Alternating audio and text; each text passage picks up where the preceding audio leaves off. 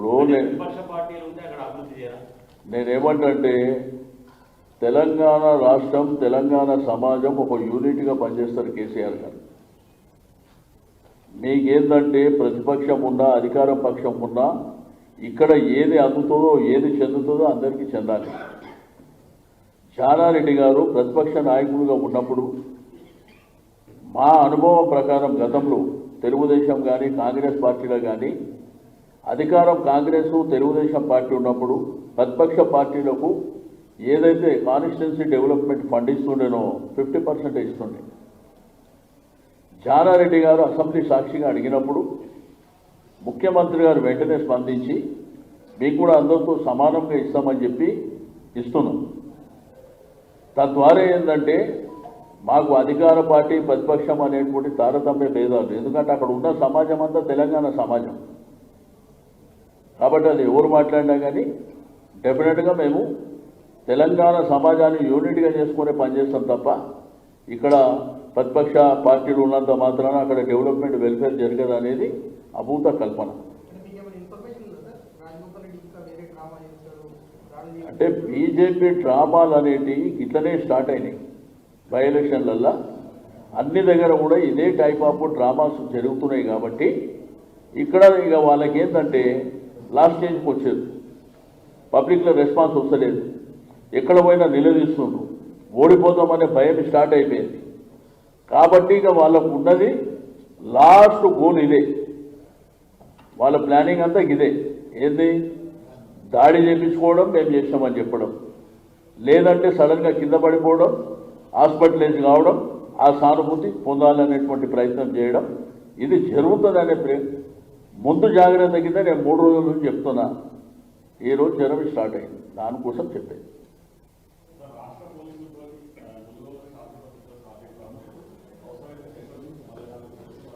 సరే కదా, మీకు కూడా అదే కల్పిస్తారు. మనం హైదరాబాద్లో ఉన్నాం కదా, అదే హైదరాబాద్లో మనం ఉన్నాం కదా, ఇక రేపు వాళ్ళే వచ్చి పాలిస్తారు. ఈడ చూద్దాం మరి అది కూడా ఏదా ఈడ చేత కాదని.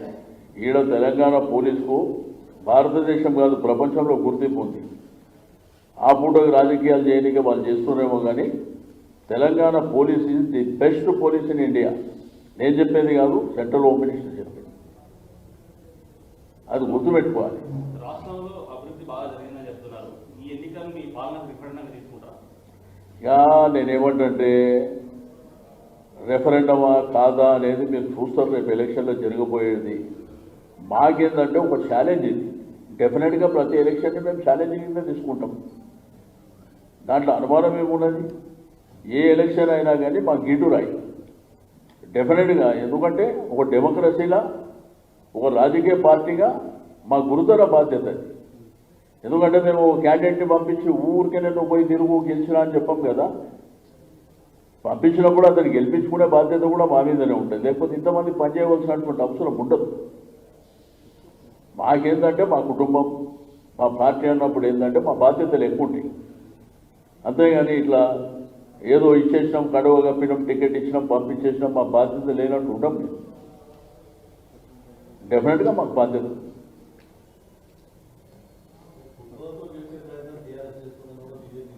నేనేమంటున్నా, మాకేం అవసరం బాస్. ఇప్పుడు మీరు ఎగ్జాంపుల్ చెప్తున్నా, 119 అసెంబ్లీలలో మేము ఉన్నది ఎంత, వాళ్ళు ఉన్నది ఎంత. మాకు కుట్ర చేయవలసిన అవసరం ఏముంది? మాకు పెద్ద కిరీటం వచ్చేది ఏముంది దానివల్ల? మేమేం కాంట్రాక్ట్ తీసుకునే వాళ్ళం కాదు, కాంట్రాక్టుల కోసం రాజకీయం చేసుకోవడం కాదు. మాకేం అవసరం ఉన్నది? ఇప్పుడు మా అసెంబ్లీ నిండు శాసనసభ, భారతదేశ అన్ని అసెంబ్లీలు తీసుకోండి, అవుట్ ఆఫ్ 119లా 100 పైన ఉన్నటువంటిది దేశంలోనే ఎక్కడ లేదు. ఇంకా దాంట్లో కుట్ర కుతంత్రాలు, ఒకరిని తీసుకొని ఒకరిని ముంచి మాకు అవసరమే లేదు.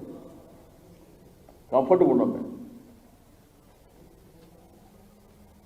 ఎనీబడి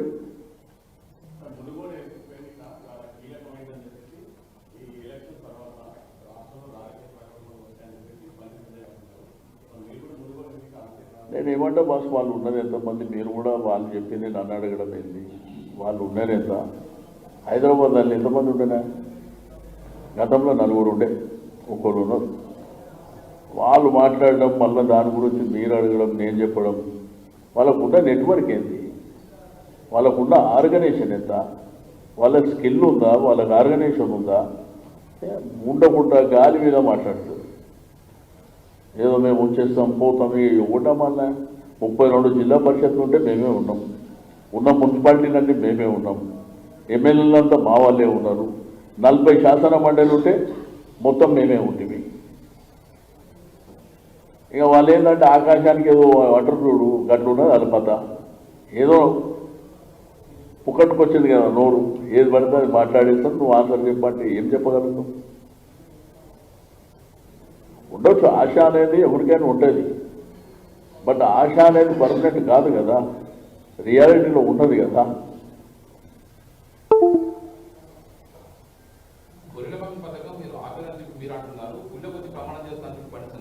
ఇక చెప్తారులే బాస్, ఇప్పుడు దాన్ని తెచ్చిన వాళ్ళు ఎవరు, ఇచ్చిన వాళ్ళు ఎవరు?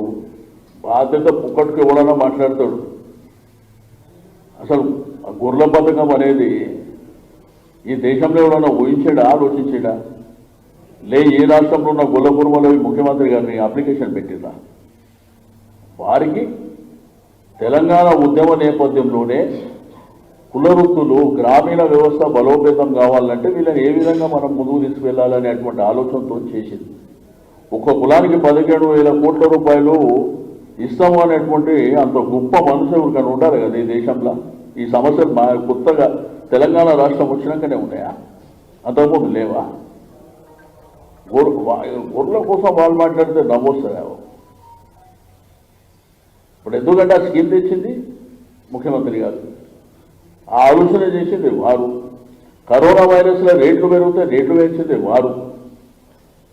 మధ్యలో కొంత ఇబ్బంది అయింది కరోనా వైరస్ నుంచి, 2.5 ఒక్క దాన్నే కాదు కదా, దేశమంతా మనకు కూడా ఇబ్బంది అయింది కదా, అట్లా డిలే అయింది. నేను ఒట్టు తింటా పిట్టు తింటా అంటే నువ్వు రూపాయి తెస్తే నేనేమంటున్నా, ఢిల్లీ నుంచి నువ్వు 1,100 కోట్లు కదా, 11,000 కోట్లు కదా, సగం తెచ్చి ఒట్టు తిని నేను రెడీ, సగం తీసుకురా, సగం తెచ్చి ఒట్టు తిను. మీ తెలియదు ఎన్సీడీసీ లోన్ ఇస్తామని చెప్పారు కాంగ్రెస్ గవర్నమెంట్ లోపల. అప్పుడు కరీంనగర్, మహబూబ్ నగర్, నల్గొండ వాళ్ళు పెట్టుకురు. వాళ్ళకి ఏంటంటే గవర్నమెంట్ గ్యారెంటీ ఇవ్వమంటే ఏ ముఖ్యమంత్రి అది కేసీఆర్ గారు వచ్చినాక ఇచ్చింది. నేను మినిస్టర్ అయిన తర్వాత నాకు ఆ ఫైల్ దగ్గరకు వచ్చినప్పుడు నేను సీఎం గారి దగ్గర పోతే, సార్ ఇక్కడ డబ్బులు వచ్చేటివి ఉన్నాయి, గవర్నమెంట్ గ్యారెంటీ కావాలంటే తీసుకురాపు ఫైల్ నేను పెడతాను పెట్టాను. అంత గొప్ప మనసు. ఏం చేయలేనోడు కూడా. నేను ఒక్కటి మీరు గుర్తుంచుకోండి బాస్, మునుగోడు కావచ్చు, రాష్ట్రం కావచ్చు, దేశం కావచ్చు, మనం ప్రజల దగ్గరికి పోయినప్పుడు ఒక రాజకీయ పార్టీగా, ప్రజాప్రతినిధులుగా, లేదంటే ఎన్నికల్లో ప్రజలకు ఏం అవసరం ఉంటాయి?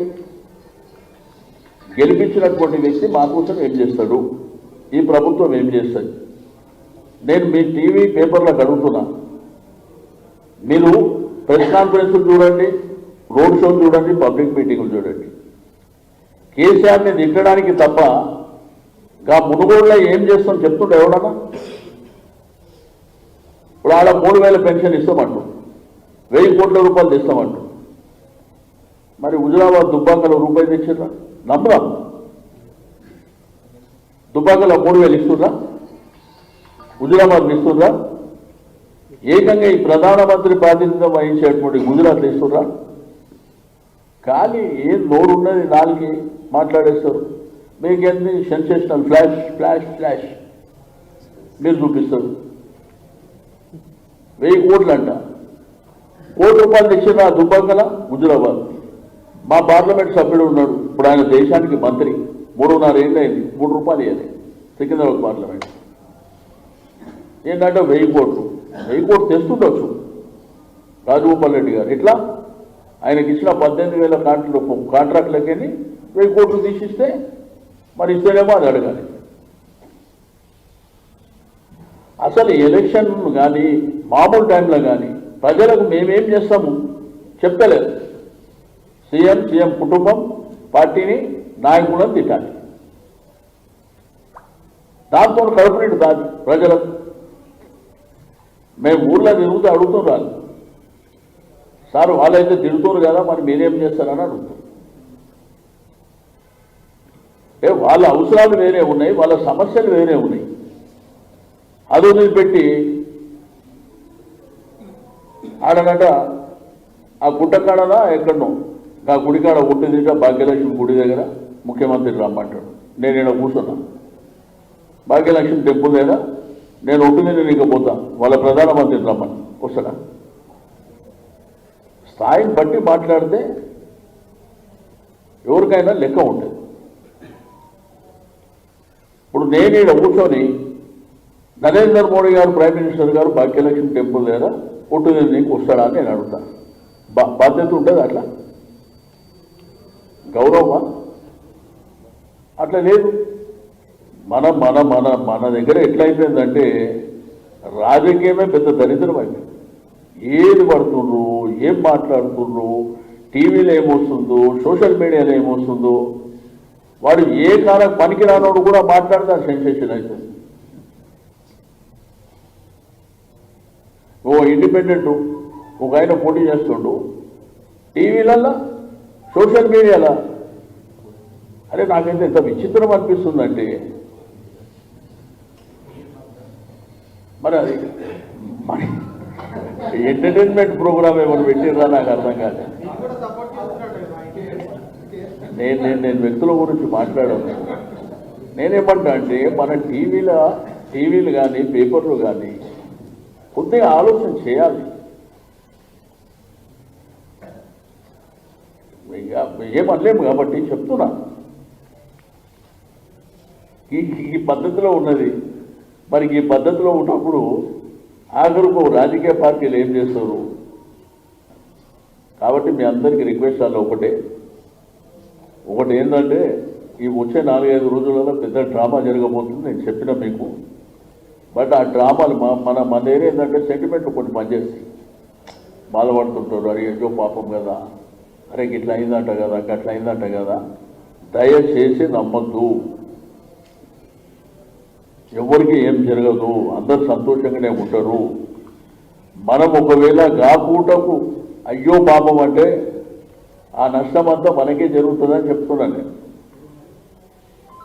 ఆ పూటకు ఆ సందర్భంలో ఆ సమయంలో అయ్యో పాపం కదా అంటే మళ్ళా ఆ ఇబ్బందులు ఫేస్ చేసేదంతా మన ప్రజానీకమే.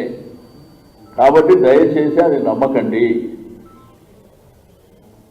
నేను 3 రోజుల నుంచి మాకు ఇదే జరుగుతుంది అనేటువంటిది, నేను మొన్న అక్కడ మన నాంపల్లిలో మీటింగ్ జరుగుతుంది మునుగోడులో, ఆ మీటింగ్లో కూడా చెప్పింది.